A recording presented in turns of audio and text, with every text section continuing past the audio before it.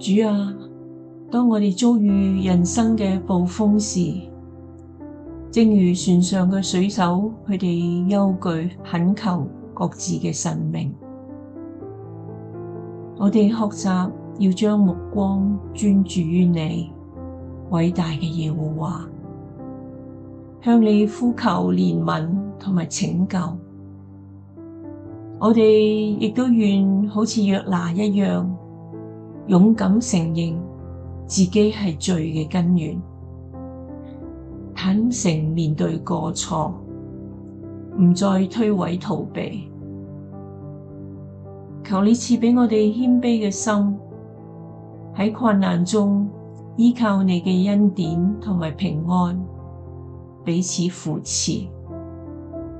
共同彰顯你嘅慈愛同埋大能。